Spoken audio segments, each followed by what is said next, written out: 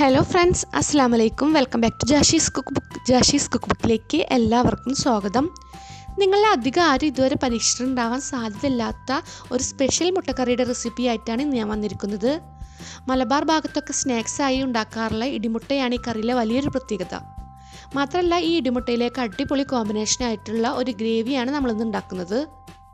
തേങ്ങയും ക്രീമും ഒന്നും ചേർക്കാതെ തന്നെ നല്ല കുറുകിയ ചാറോട് കൂടി ഇതിൻ്റെ ഗ്രേവി പൊറോട്ട, പത്തിരി, വെള്ളപ്പം ഇതിൻ്റെയൊക്കെ കൂടെ കിടിലൻ ടേസ്റ്റാണ്.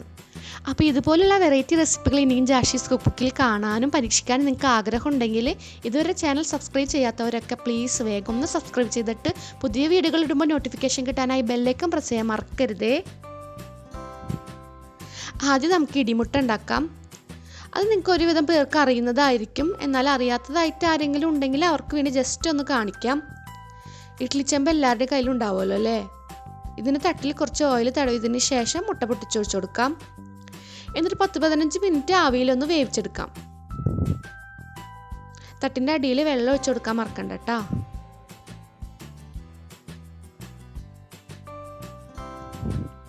ഇതാ ഇപ്പം മുട്ട വെന്ത് വന്നിട്ടുണ്ട്. നമ്മൾ കോഴിമുട്ട പുഴുങ്ങിയെടുക്കുന്ന അത്രയും സമയം മതി ഇത് വേവാൻ.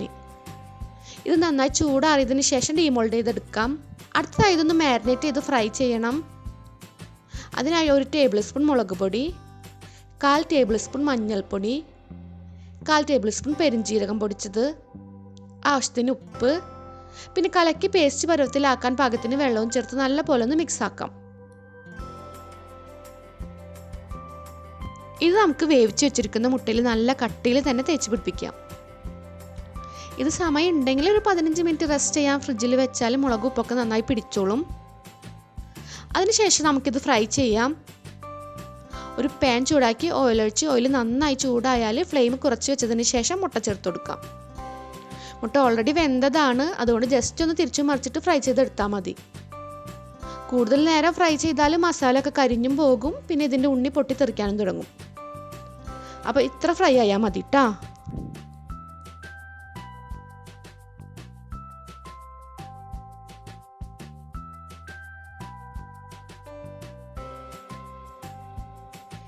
ഇനി ഇതേ ഓയിലിൽ തന്നെ കറിയിലേക്കുള്ള മസാല വഴറ്റാം.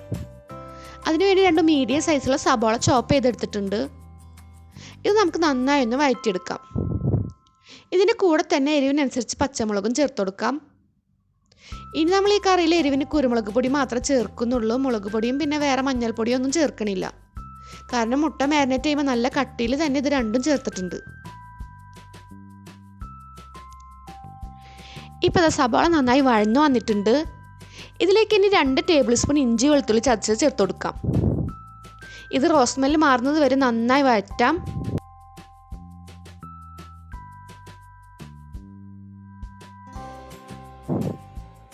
ഇപ്പോൾ ഇഞ്ചിയും വെളുത്തുള്ളി നല്ല പോലെ മൂത്ത് വന്നിട്ടുണ്ട്.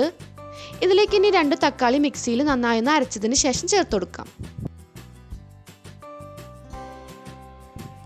ഈ തക്കാളി എണ്ണ തെളിഞ്ഞു വരുന്നത് വരെ നല്ല പോലെ വഴറ്റാം.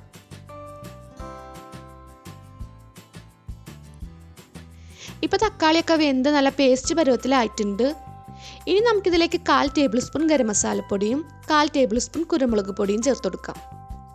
നല്ല എരിവുള്ള കുരുമുളക് ആയതുകൊണ്ടാണ് 1/4 ടേബിൾ സ്പൂൺ ചേർത്തത്. നിങ്ങളുടെ കയ്യിൽ അധികം എരിവില്ലാത്ത കുരുമുളക് പൊടിയാണുള്ളതെങ്കിൽ 1/2 മുതൽ 3/4 ടേബിൾ സ്പൂൺ വരെയൊക്കെ ചേർക്കാം.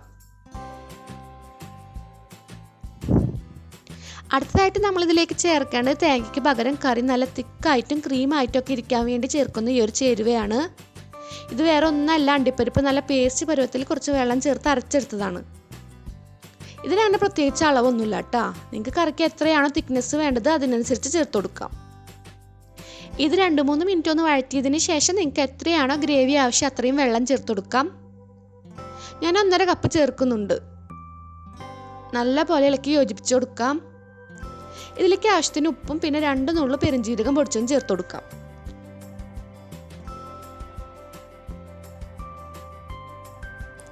ഈ ഗ്രേവി നന്നായി തിളച്ചു വരുമ്പോൾ നമുക്കിതിലേക്ക് ഫ്രൈ ചെയ്ത് വെച്ചിരിക്കുന്ന മുട്ട ചേർത്ത് കൊടുക്കാം. മെല്ലെ ഒന്ന് ഇളക്കി കൊടുത്തതിന് ശേഷം 2-3 മിനിറ്റ് കൂടെ കറി തിളപ്പിക്കാം. ഇപ്പോൾ കറി നല്ല പോലെ തിളച്ച് ഒന്നുകൂടെ കുറുകി വന്നിട്ടുണ്ട്. ഇതിലേക്ക് ലാസ്റ്റായിട്ട് മല്ലിയില അരിഞ്ഞത് കൂടെ ചേർത്ത് കൊടുക്കാം. അപ്പോൾ നമ്മുടെ കിടിലൻ മുട്ടക്കറി ഇവിടെ റെഡിയായി. ഇനി നമുക്ക് ഫ്ലെയിം ഓഫ് ആക്കാം. ഇതിന് ചൂടാറിയാൽ ഒന്നുകൂടെ കുറുകി വരും. നിങ്ങൾക്ക് ഇത്രയും കട്ടി കറിക്ക് വേണ്ടെന്നുണ്ടെങ്കിൽ 2-2.5 കപ്പൊക്കെ വെള്ളം ചേർക്കാം കേട്ടോ. പക്ഷേ ഈ കറി ഇതുപോലെ നല്ല തിക്ക് ക്രീമി ടെക്സ്ചറിൽ കഴിക്കുന്നതായിരിക്കും കൂടുതൽ ടേസ്റ്റ്. അപ്പോൾ എല്ലാവരും ട്രൈ ചെയ്ത് നോക്കുമല്ലോ അല്ലേ? വീട്ടിൽ ഗസ്റ്റൊക്കെ പെട്ടെന്ന് വന്നാൽ ചിക്കനൊന്നും സ്റ്റോക്ക് ഇല്ലെങ്കിൽ ഒരു സ്പെഷ്യൽ കറിയായിട്ട് നെയ്ച്ചോറിൻ്റെ പൊറോട്ടയുടെ ഒക്കെ കൂടെ സെർവ് ചെയ്യാം. വീട്ടിൽ എപ്പോഴുള്ള സാധനങ്ങളൊക്കെ മതി ഈ കറി ഉണ്ടാക്കാനും. അപ്പോൾ ഉണ്ടാക്കി നോക്കിയിട്ട് നിങ്ങളുടെ ഫീഡ്ബാക്കും വീഡിയോനെ പറ്റിയുള്ള നിങ്ങളുടെ അഭിപ്രായമൊക്കെ കമൻറ്റായി തന്നെ അറിയിക്കാൻ മറക്കണ്ട കേട്ടോ. വീഡിയോ ഇഷ്ടപ്പെട്ടാൽ ലൈക്കും ഷെയറൊക്കെ ചെയ്യണേ. അപ്പോൾ ഇൻഷാ അല്ലാഹ് ഇനി ഇതുപോലുള്ള ഈസിയും ടേസ്റ്റിയും വെറൈറ്റിയുമായിട്ടുള്ള റെസിപ്പിയുമായി അടുത്ത വീഡിയോയിലൂടെ കാണുന്നവരേക്കും ബൈ. അസ്സലാമു അലൈക്കും.